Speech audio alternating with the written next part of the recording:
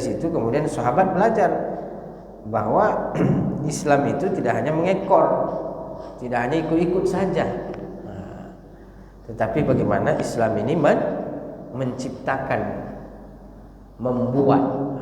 Assalamualaikum warahmatullahi wabarakatuh. Jangan lupa like, share, and subscribe our channel Ustadz Hasbullah. Pada kesempatan kali ini kita membahas tentang fadilah atau keutamaan daripada bulan Muharram.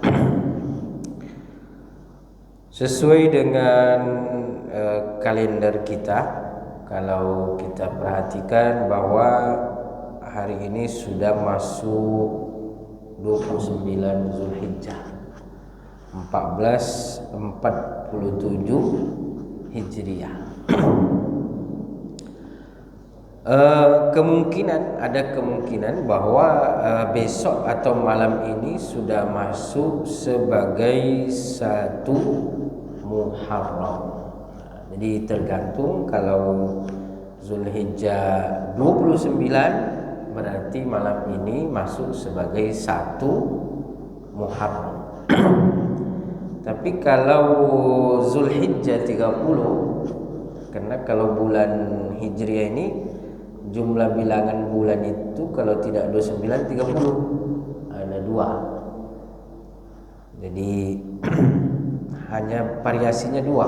Kalau bulan Masehi banyak variasinya, bisa 29, bisa 30, bisa 31, bahkan ada pula yang 28. Kalau bulan Hijriah ini antara 29 sama 30. Jadi kalau 30 berarti besok malam.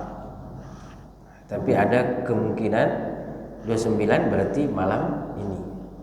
Jadi sudah masuk satu, bisa jadi malam ini masuk sebagai satu Muharram 1448 di 1400 tahun yang lalu. Itu menunjukkan bahwa Nabi SAW itu wafat 1400 tahun yang lalu. Berarti sudah lama juga kita ditinggal oleh Nabi Muhammad SAW. Kalau dilihat dari segi pertama, aspek sejarah, itu aspek sejarah penentuan daripada kalender Hijriah ini. Nah, memang kata para ulama kita, sebelum datangnya Islam, zaman jahiliyah itu tidak ada kalender yang menjadi patokan bagi orang Arab. Jadi mereka berpatokan dengan kejadian-kejadian besar. Makanya seperti kelahiran Nabi SAW disebut dengan Amul Fil, disebut dengan tahun gajah. Kenapa? Padahal kan Nabi tidak lahir pada kejadian tahun gajah. Hanya saja kejadian tahun gajah itu dekat dengan kelahiran Nabi SAW. Tahun itu terjadinya. Dalam sebagian kitab disebutkan bahwa hanya berselang sekitar 2 bulan. 2 bulan setelah tentara Abraha berniat menghancurkan Ka'bah. Tapi karena mereka gagal, karena tentu Allah yang Maha Kuasa menjaga rumahnya, karena Ka'bah itu adalah Baitullah. Ka'bah adalah rumah Allah, walaupun bukan berarti Allah tinggal di situ, karena kan Allah tidak membutuhkan tempat, Allah tidak butuh rumah.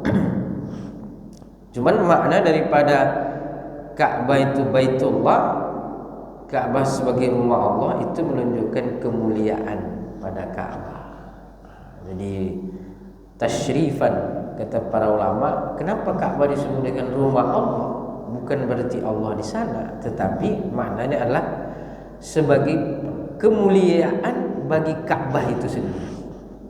Karena memang tempat yang paling mulia di atas muka bumi dia Ka'bah. Inna awwala baitin wudi'a lin-nasi lalladzi bi Bakkah mubarakah. Yang pertama kali dibangun di atas muka bumi ini daripada tempat untuk menyembah Allah Subhanahu wa taala, yaitu adalah lalladzi bi Bakkah, yang ada di kota Mekah. Makanya sekali sholat sama dengan 100.000 kali sholat di tempat yang lain. Begitulah Bapak Ibu kemuliaan Ka'bah. Maka ketika tentara Abraha datang dengan kehebatan dan kekuasaannya ketika itu, maka dia menunggangi gajah, maka Allah Subhanahu wa taala dengan kebesaran dan kekuasaannya, Allah menghancurkan mereka, Allah membinasakan mereka. Bahkan Allah menjadikan mereka sebagai pelajaran bagi manusia yang diabadikan di dalam Al-Quran. Alam tara kaifa fa'ala rabbuka bi ashabil fil. Tidakkah kamu memperhatikan tentang pasukan pemilik gajah? Alam yaj'al kaidahum fi tadlil. Rencana mereka dibinasakan oleh Allah Subhanahu wa taala. Jadi terkadang kezaliman itu tidak bisa dilawan oleh manusia. Kenapa? Karena dia mungkin sedang berkuasa, sedang di puncak kejayaan, sehingga apa? Sehingga tidak bisa, kezalimannya itu tidak bisa dilawan oleh manusia. Dan ada manusia yang memang kalau dia berkuasa, dia memiliki kekuatan, dia menzalimi orang, ada. Tetapi az-zulmu zulumatun yaumal qiyamah. Jadi Allah Subhanahu wa taala tidak pernah membiarkan kezaliman itu merajalela. Jadi walaupun manusia tidak mampu menghentikan, terkadang ada kejahatan yang tidak mampu dihentikan oleh manusia, tetapi Allah Subhanahu wa taala maha di atas segala-galanya. Jadi dengan kekuatannya, dengan kebesarannya, dengan kasih sayangnya kepada manusia, maka dengan cara Allah Subhanahu wa taala, Allah selalu menghancurkan, membinasakan kezaliman itu. Makanya kalau kita lihat perjalanan hidup manusia, kadang kalau dulu kan sistemnya kerajaannya, ada kerajaan yang zalim, menzalimi manusia, menzalimi rakyatnya. Tapi karena itu adalah kezaliman, kadang tidak bisa dilawan oleh manusia, tapi pada akhirnya binasa. Karena Allah sudah menjamin bahwa segala bentuk kezaliman pasti Allah binasakan. Kalaupun tidak ada yang tidak mendapatkan haknya, ada yang terzalimi di dunia, maka nanti dia bisa menuntut di akhirat. Jadi semua akan diselesaikan dengan cara Allah Subhanahu wa taala. Tapi kalau ada orang menzalimi mampu kita lawan, ya kita lawan. Karena kezaliman itu adalah kemungkaran. Nabi sallallahu alaihi wasallam memerintahkan kepada kita, man ra'a minkum munkaran, siapa yang melihat kemungkaran, kejahatan, falyughayyirhu, maka hendaklah dia mencegahnya. Jadi kalau kita melihat kemungkaran, melihat kejahatan, sebisa mungkin kita mencegah. Pertama, kalau bisa mencegah dengan tangan. Tangan di sini maksudnya dengan kekuatan. Jadi dibilang dia tidak mau, maka dengan kekuatan. Dengan kekuatan di sini pokoknya intinya bagaimana dengan menggunakan tangan di sini yang menyingkirkan berbagai macam cara, termasuk kalau kekuasaan misalnya memberhentikan secara legal secara legitimasi, mencabut izinnya misalnya, nah itu bisa. Jadi kalau melihat kemungkaran maka wajib harus kita menghentikannya dengan tangan, biyadihi au bilisanihi, atau dengan tangan, dengan lisan. Lisan ini memberitahu, menasihati. Wa illam yastati fa biqalbi, kalau tidak maka dengan hati, artinya menghindar. Menghindar. Karena kadang-kadang kita tidak mampu menasihati juga. Kalau dinasihati kita pula yang kena semprot misalnya. Nah, dinasihati dia dendam pula sama kita. Kita nasihati dia marah pula sama kita. Kita nasihati dia malah menzalimi kita. Nah, jadi dengan cara menghindar, artinya kita tidak mensupportnya, kita tidak mendukungnya, kita tidak membantunya, kita tidak menolong. Jadi bagaimana kemungkaran itu betul-betul kita singkirkan. Bapak Ibu melakukan Allah Subhanahu wa taala. Jadi Allah mengabadikan peristiwa Abraha ini untuk kita mengambil pelajaran juga, bahwa sehebat apapun kekuasaan, sehebat apapun kebesaran, ya pada akhirnya akan, kalau dia zalim, kalau dia semena-mena, pada akhirnya dia akan dibinasakan oleh Allah Subhanahu wa taala. Akan Allah mengirim burung-burung dari neraka membawa batu-batu, wa arsala alaihim tayran ababila tarmihim bihijaratin min sijil faja'alahum ka'asfin ma'kul. Allah mengirimkan kepada mereka burung-burung yang membawa batu dari neraka, bihijaratin min sijil faja'alahum ka'asfin ma'kul. Jadi ini cara Allah membinasakan mereka. Langsung batu-batu itu dari neraka, yang mana dengan itu menghancurkan tentara Abraha. Memang waktu itu orang Arab tidak mampu menghalang, tidak mampu menghadang mereka. Jadi Abraha ini kekuasaannya besar, kerajaannya besar, sehingga tidak bisa dihadang oleh orang Arab. Mereka ingin menghancurkan Ka'bah.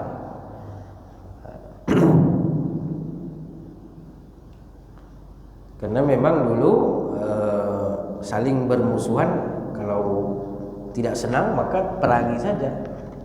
Dan Abraha ini kan punya kekuasaan di daerah Yaman. Lalu kemudian mereka tidak senang dengan adanya Ka'bah, yang mana Ka'bah ini dikunjungi ramai oleh manusia, dimuliakan oleh manusia, diistimewakan oleh manusia. Raja Abraha ketika itu yang kerajaannya besar tidak terima, maka dia ingin bagaimana manusia itu tidak ke Ka'bah, tapi kemana? Ke Yaman. Walaupun Yaman itu juga negara Arab juga, masuk kan negara Arab, Arab Saudi, Kuwait, Yaman, Mesir, nah itu masuk sebagai negara-negara Arab.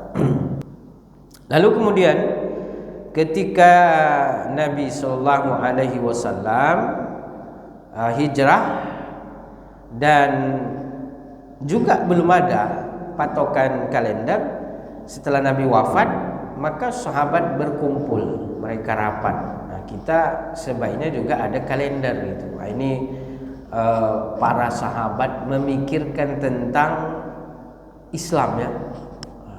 Jadi memikirkan, jadi mereka berpikir bahwa orang selain kita punya kalender gitu. Nah, kita juga harus punya. Nah, itu menunjukkan bahwa sahabat tidak hanya sekedar bisa mengadopsi. Nah, karena mereka tidak berpikir udahlah kita adopsi sajalah kalender Masehi. Nah, kita ikut ajalah. Nah, mereka tidak berpikir seperti itu. Tapi mereka berpikir bagaimana punya kalender sendiri. Jadi sahabat dulu punya visi dan misi yang hebat. Karena kalau misalnya ikut aja lah kalender Masehi, berarti kan kita tidak punya kalender secara khusus. Jadi menunjukkan para sahabat itu mereka punya pemikiran besar, punya visi besar bagaimana membesarkan Islam. Makanya kemudian Islam menjadi besar, menjadi hebat, tidak lain dan tidak bukan adalah karena perjuangan mereka. Nah, sama dengan ketika Nabi SAW hijrah ke Madinah, Nabi SAW tidak hanya sekedar ikut pasar yang ada sudah dibangun oleh orang-orang ketika itu, tetapi Nabi SAW membuatkan pasar secara khusus bagi kaum muslimin. Nah, mungkin dari situ kemudian sahabat belajar bahwa Islam itu tidak hanya mengekor, tidak hanya ikut-ikut saja, tetapi bagaimana Islam ini menciptakan, membuat. Cuman memang kalau sekarang diakui bahwa umat Islam lemah, kita banyaknya ikut, atau umat Islam sekarang banyaknya itu konsumen, bukan produsen. Kalau kita lihat negara-negara yang mencipta justru seperti Jepang, Korea, Cina, ya kan? Nah, itu di aspek itu kita banyak mengalami kelemahan. Nah, tetapi mudah-mudahan dengan berjalannya waktu Islam memperhatikan ilmu, teknologi, maka insya Allah nanti Islam kembali jaya. Kalau dulu kan jaya nih. Bapak Ibu melakukan Allah Subhanahu Wa Taala. Nah, ketika sahabat itu rapat, mereka mengusulkan bagaimana kita punya kalender sendiri. Jadi tidak ikut, tidak sekedar ikut-ikut, tidak sekedar mengadopsi, ambil aja lah kan sudah ada nih.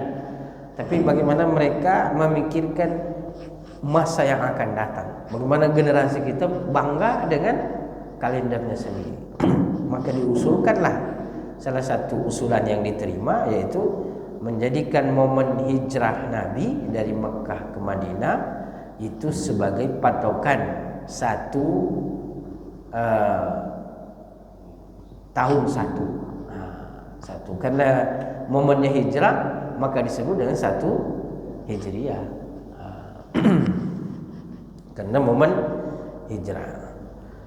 Nah, menjadi pertanyaan, kenapa itu yang dipilih? Karena ada usulan juga lahirnya Nabi 1 miladiah. Miladiah artinya ke 1 tahun 1 itu yaitu lahirnya Nabi. Kenapa Nabi lahir? Atau Nabi diangkat menjadi Rasul misalnya. Tapi sahabat kemudian bersepakat yaitu adalah hijrahnya Nabi. Kata para ulama, ya mungkin karena di situ Islam itu mengalami perubahan besar. Islam itu mengalami peningkatan yang istimewa setelah hijrah. Dulu di Mekah Nabi tidak begitu diterima dakwahnya. Perkembangannya lama. Berkembangnya lambat. Tapi ketika di Madinah, Bapak Ibu, berkembangnya dakwah Islam itu menjadi cepat.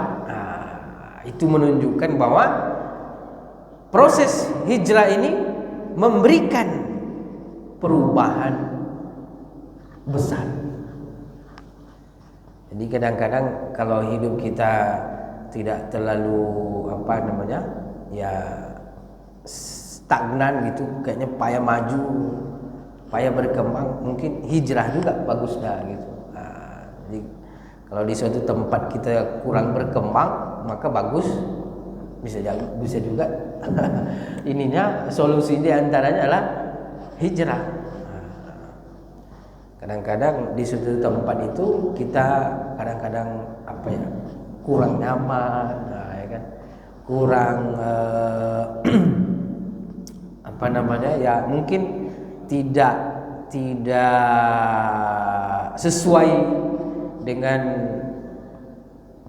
fashion kita, dengan keahlian kita, sehingga berkembangnya susah, maka bisa juga hijrah. Nabi hijrah itu kenapa? Karena penduduk Mekah kurang mendukung dakwah Nabi Sallallahu Alaihi Wasallam. Makanya disambut baik oleh penduduk Madinah. Justru mereka mendukung dakwah Nabi. Mereka komitmen, kalau Nabi hijrah ke Madinah, kami berjuang. Jadi Nabi mendapatkan support yang hebat dari penduduk Madinah, sehingga kemudian ketika Nabi hijrah, betul-betul dakwah Islam itu menjadi berkembang. Jadi kadang-kadang dengan perubahan itu memberikan efek, memberikan dampak. Jadi tapi kalau hari ini Bapak Ibu, kita tidak ada kewajiban, ya, tidak ada kewajiban hijrah dari satu tempat kepada tempat. Kecuali misalnya nih, di tempat itu banyak maksiat. Wah, tempat ini kita berada, misalnya rumah kita, wah, rumah sini banyak maksiat nih. Khawatir kita lama-lama juga ikut, itu. Atau anak kita kena efeknya gitu. Maka sebaiknya hijrah. Karena lingkungan itu sangat mempengaruhi. Maka dalam Islam itu salah satu bentuk kebahagiaan adalah mendapatkan tetangga yang baik. Jadi min sa'adatil mar'i, di antara bentuk kebahagiaan seseorang itu adalah ketika mendapatkan tetangga yang baik. Di antara musibah kita tetangga yang tidak baik. Cuman kita perlu introspeksi juga. Tetangga kita tuh udah dapat tetangga yang baik atau belum? Takutnya tetangga kita tidak mendapat tetangga yang baik. Maksudnya tetangganya buruk. Siapa? Kita yang buruk. Kadang-kadang kita berpikir ingin tetangga yang baik, tapi tetangga kita tuh merasakan hal yang sama, bahwa kita ini bukan tetangga yang baik. Jadi Bapak Ibu, itulah pentingnya muhasabah, perlunya introspeksi gitu. Jangan kita hanya berharap, tetapi kita tidak pernah melihat diri kita. Kita selalu merasa terganggu, padahal diri kita juga menjadi sebab orang terganggu. Ada orang yang tidak pernah melihat kekurangan dirinya, hanya selalu melihat kekurangan orang lain. Bapak Ibu yang dimuliakan Allah Subhanahu wa taala. Jadi pada intinya bahwa kita dianjurkan untuk berada di tempat-tempat yang baik, berada di daerah-daerah yang baik. Makanya misalnya tempat itu kurang baik untuk kita, ya hijrah. Untuk baik tidak baik misalnya untuk keimanan kita, hijrah. Tapi bukan berarti kita tidak boleh berada di tempat yang minoritas muslim, bukan begitu. Karena kadang-kadang di tempat minoritas muslim juga tidak ada masalah, mereka tidak mengganggu keyakinan kita. Maka banyak saudara-saudara kita juga kerja di daerah-daerah minoritas muslim. Banyak saudara-saudara kita misalnya di mana, di negara-negara yang minoritas muslim. Tapi banyak juga negara-negara yang minoritas muslim itu bukan mereka tidak menghargai Islam, mereka memberikan kesempatan. Seperti misalnya di Australia itu banyak orang muslim di sana, orang Indonesia yang bekerja di sana, dan mereka alhamdulillah tidak ada masalah, karena mereka fasilitas ibadah bahkan dibolehkan saja. Jadi umat Islam boleh membangun masjid. Tapi ada negara memang diskriminatif, tidak boleh membangun masjid misalnya. Saya pernah mengunjungi suatu negara yang mana negara itu minoritas muslim, tapi mereka tidak bisa bangun masjid. Umat Islam tidak boleh. Bahkan tidak bisa mengumandangkan azan. Bisanya hanya di dalam gitu. Padahal negara itu katanya menjaga hak asasi, menghormati hak asasi. Nah, jadi kadang-kadang Bapak Ibu, ya kalau Islam itu kan menghormati ya. Nah, jadi kadang-kadang Islam itulah sebenarnya yang sangat toleran. Nah, karena kadang-kadang kita temukan juga ketika Islam itu minoritas tertindas. Jadi kadang-kadang menghormati hak asasi itu kadang-kadang hanya jargon saja. Buktinya ketika Islam minoritas, kadang-kadang Islam juga terzalimi. Tapi ada negara-negara yang minoritas Muslim mereka juga menghargai. Jadi oknum saja. Memang ada oknum-oknum yang katanya menghormati hak asasi, tetapi ketika Islam minoritas maka justru didiskriminasi. Nah, kalau Islam Bapak Ibu sama sekali mengajarkan kepada kita menghormati. Misalnya kita ini berada di lingkungan yang mana kita mayoritas Muslim, ada saudara kita non Muslim misalnya 1-2, kita harus menghormati mereka. Tidak boleh kita semena-mena kita kan mayoritas, kita menindas mereka. Tidak boleh. Islam tidak mengajarkan kita seperti itu, Bapak Ibu. Bahkan Nabi bagaimana menghormati mereka di Madinah. Nah, jadi memang kita menghormati non Muslim itu ajaran agama. Ajaran agama itu bukan lahir dari pribadi bahwa kita menghargai mereka, bukan. Islam mengajarkan kepada kita untuk menghormati agama lain, menghormati keyakinan orang lain. Islam mengajarkan kepada kita untuk tidak mencela, tidak menghina keyakinan orang lain.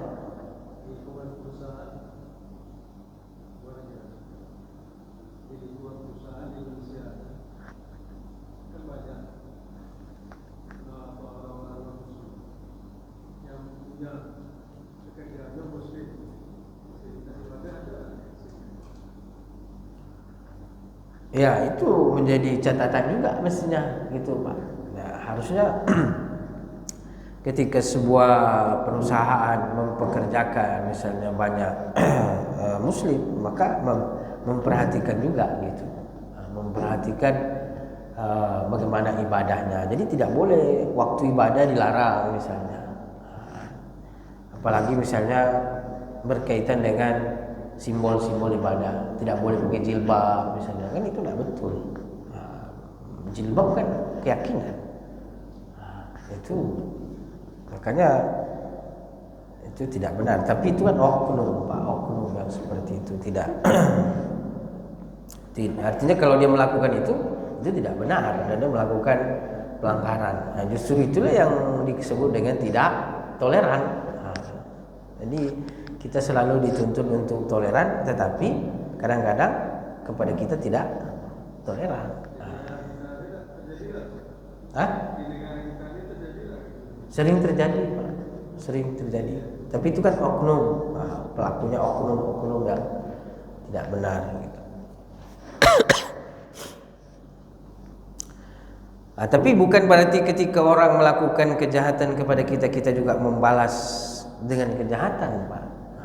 Kita membalas dengan melakukan dengan mengingatkan, dengan cara mengingatkan kepada hal-hal yang baik, yang benar. Bapak Ibu dimuliakan Allah Subhanahu wa taala. Jadi itulah tadi filosofi kenapa bulan atau hijrahnya Nabi dijadikan sebagai tahun 1 Hijriah. Karena momentum hijrah itu memberikan perubahan, dan diharapkan pula dengan kita memperingati tahun baru Islam ada perubahan hijrah. Memang hijrahnya tidak dari satu tempat ke tempat, tapi hijrah kita dari perkara yang tidak baik kepada perkara yang baik. Hijrah dari maksiat kepada ketaatan. Maka momen ini adalah momen untuk kita bermuhasabah. hal-hal yang baik, yang buruk, bagaimana kita berusaha meninggalkan. Makanya kata Nabi SAW, di antara bentuk hijrah itu al-muhajiru man hajara ma nahallahu anhu. Orang yang hijrah itu sesungguhnya adalah mereka yang hijrah dari segala apa-apa yang dilarang oleh Allah menuju kepada apa-apa yang diridhai oleh Allah Subhanahu wa taala. Jadi kita menjadikan momen yang baik ini, makanya kita peringati momen Hijriah ini, tahun baru Hijriah. Tujuannya untuk apa? Sebagai motivasi untuk kita menjadi lebih baik. Kemudian juga membesarkan syiar Islam. Jangan hanya tahun baru Masehi yang diramaikan, tapi kita meramaikan tahun baru Islam. Situ kita berdoa, ada ada semangat perubahan. Hijrah itu membawa semangat perubahan, menguatkan kita yang mungkin saling bercerai-berai, menguatkan kekuatan kita, persatuan kita. Itu yang diharapkan. Tadinya kita kurang baik menjadi lebih baik, pindah dari hijrah dari yang buruk kepada yang baik, hijrah dari yang baik kepada yang lebih baik. Itu yang diharapkan. Jadi kita memperingati. Jadi bukan haram kita memperingati, karena di situ ada semangat, ada spirit, ada kekuatan. Makanya hari ini insyaallah di Masjid Raya An-Nur Provinsi Riau, Bapak Ibu, ada nanti sore habis asar itu kita berzikir, bermuhasabah melepas tahun 1447 menuju tahun 1448 Hijriah. Jadi bukan bid'ah ya. Peringati tahun baru itu bukan bid'ah, karena di situ ada spirit kita mengenang perjuangan Nabi itu seperti apa. Itu serah dialah. Yang penting kita tidak ikut-ikutan. Masa hal-hal seperti itu kita berkumpul, berzikir, berdoa, ada harapan, muhasabah agar kita bisa menjadi lebih baik. Jadi kalau ada waktu Bapak Ibu ya silahkan datang di Masjid Raya An-Nur Provinsi ini, kita berzikir, berdoa, doa akhir tahun, doa awal tahun. Apalagi bulan Muharram, bulan yang baik. Bulan Muharram adalah bulan yang dimuliakan oleh Allah Subhanahu wa taala. Dan nanti ada hari ke-10. Nah, kalau Zulhijjah hari ke-9. Kata Nabi, siapa yang puasa 9 Zulhijjah kemarin, maka diampunkan dosanya 1 tahun yang berlalu dan 1 tahun yang akan datang. Kalau bulan Muharram nih, siyamu yaumi Asyura, puasa di hari Asyura, 10 Muharram, diampunkan dosanya 1 tahun yang berlalu. 10 Muharram. Kalau Zulhijjah nih 10 Zulhijjah haram puasa. Kalau Muharram nih 10 Muharram puasa, diampunkan dosanya 1 tahun yang berlalu. Dosa-dosa kecil. Kalau dosa besar itu tetap butuh taubatan nasuha. Dosa-dosa kecil dan tidak terkait dengan hak orang. Tapi kalau dosanya mengambil mangga tetangga, itu tidak diampunkan. Tidak diampunkan itu sebelum tetangganya mengikhlaskan, Pak. Jadi kalau dosa terkait dengan manusia itu tidak diampunkan oleh Allah kecuali yang bersangkutan memberi maaf. Jadi dosa terhadap sesama manusia itu jangan diremehkan, karena santai ajalah, nanti pas 10 Muharram puasa kan diampunkan oleh Allah. Tidak apalah korupsi, itu tidak diampunkan. Kenapa? Karena dosa itu berkaitan dengan hak orang. Kalau yang bersangkutan itu tidak memaafkan, maka tidak akan diampunkan oleh Allah. Jadi bagaimana? Bayar nanti di akhirat. Kalau tidak selesai di dunia. dan itulah yang bisa menghabisi pahala. Makanya ada yang disebut dengan orang yang bangkrut. Bangkrut itu pahalanya ada, tapi dia masuk neraka. Habis dia untuk bayar orang. Kenapa? Kezalimannya banyak. Maka Bapak Ibu, kita menjaga lisan kita, menjaga diri kita, bagaimana pahala itu adalah milik kita. Jangan sampai kita banyak pahala tapi kita bawa untuk bagi-bagi. Bagi kalian, bagi-bagi pahala di akhirat. Kenapa? Karena di dunia dia menzalimi. Bapak Ibu, itu juga menjadi momen kita untuk bermuhasabah. Jadi bulan Muharram ini bulan perubahan, bulan muhasabah, bulan spirit. Mudah-mudahan dengan itu insya Allah kita menjadi lebih baik, mempersiapkan diri untuk betul-betul kembali kepada Allah dengan cara yang baik, dengan husnul khatimah. Saya baru kehilangan kawan, adik kelas di Mesir, masih muda, baru kemarin meninggal. Jadi sedih juga.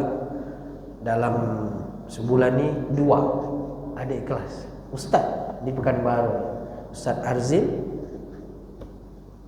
ada Ustadz Baharudin. Itu adik-adik kelas di Mesir meninggal. Mereka mendahului padahal masih muda-muda. Wah, Haji Arzil ya? Enggak, baru kemarin. Yang satu bulan lalu, yang satu lagi kemarin usahanya meninggal. Jadi malaikat Israel itu tidak melihat umur ya. Malaikat Israel itu hanya menunggu SMS, menunggu japri. Menunggu dijapri oleh Allah Subhanahu wa taala. Kalau sudah dijapri ambil sebulan, diambilnya. Tidak ditengok umurnya. Itu menunjukkan bahwa kita harus senantiasa mempersiapkan diri, dan mudah-mudahan kita semua kembali dengan cara yang baik. Dan momen Muharram ini, tahun baru ini adalah momen yang sangat baik untuk kita bermuhasabah, bertaubat, punya komitmen untuk menjadi lebih baik. Amin ya rabbal alamin. Baik, kita tutup dengan berdoa kepada Allah Subhanahu wa taala. A'udzubillahi minasyaitonirrajim. Bismillahirrahmanirrahim. Alhamdulillahirabbil alamin, wassalatu wassalamu ala sayyidina Muhammadin wa ala alihi washabihi ajmain. Allahumma ja'al jam'ana hadza jam'an marhuma wa tafarruqana min ba'di tafarruqan ma'suma. Allahumma kfina bihalalika an haramik wa aghnina bifadlika amman siwak. Allahumma khtim lana bihusnil khatimah wa la takhtim alaina bisu'il khatimah. Rabbana atina fid dunya hasanah wa fil akhirati hasanah wa qina adzabannar. Wa sallallahu ala sayyidina Muhammadin wa ala alihi washabihi wasallam. Walhamdulillahi rabbil alamin. Taqabbalallahu minkum minna wa minkum taqabbal ya karim. Subhanakallahumma bihamdika asyhadu an la ilaha illa anta astaghfiruka wa atubu ilaik. Wassalamu alaikum warahmatullahi wabarakatuh.